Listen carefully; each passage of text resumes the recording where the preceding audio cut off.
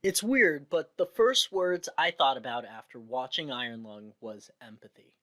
I mean, it was something that was lacking throughout most of the movie, but I meant more as empathy I felt for the characters.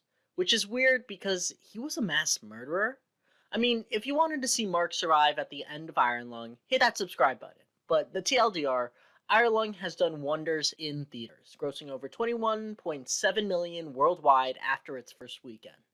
Markiplier and his crew made a production so good and grew a community so strong that it literally sevenfolded their budget. Genuinely a huge win for Mark, a huge win for YouTube, and a huge win for independent films. Showing that even in small ways, we can outcompete mega titans of an industry. And my favorite thing about the movie was just the lingering dread you felt throughout the entire film.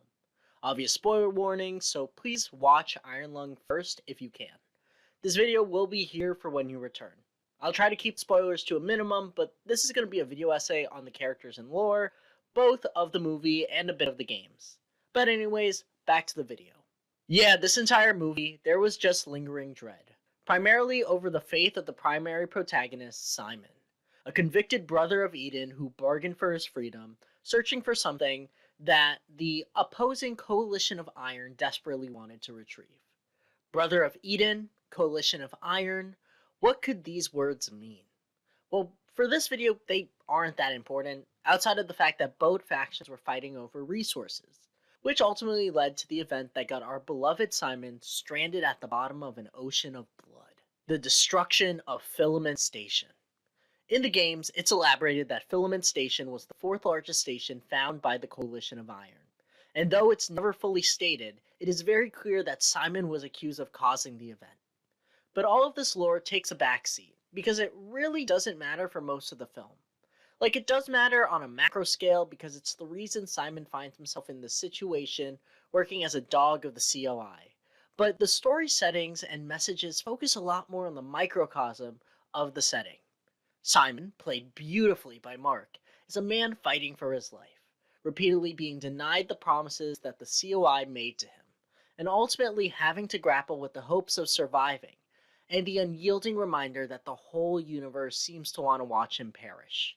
Which, mind you, is bizarre, because again, the man has claimed the lives of several people that his nickname was, literally, Simon the Butcher.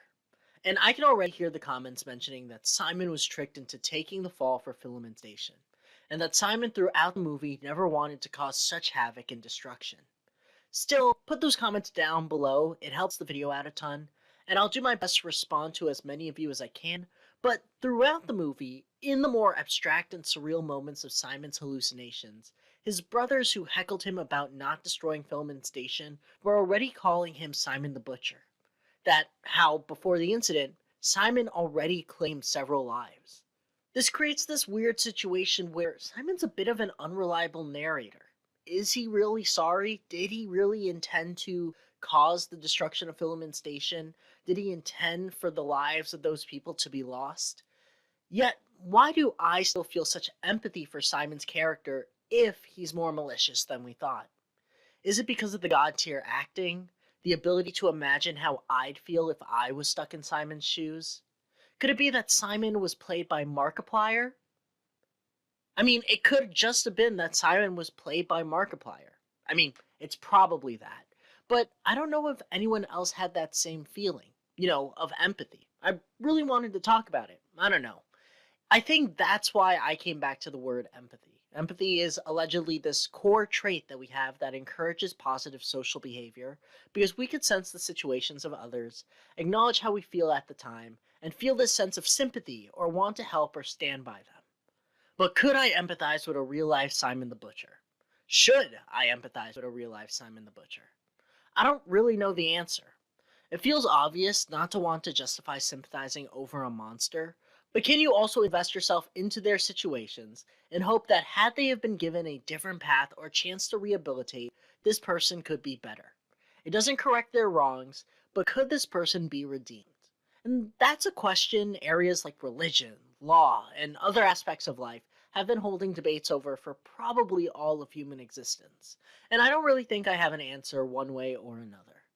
It's also probably just easier to sympathize with Simon because he's a fictional character. Because we don't get to experience his crimes firsthand. So we connect to Simon's existence not as him at the time of being the butcher, but instead as his time as a man stuck in a system that often neglects him.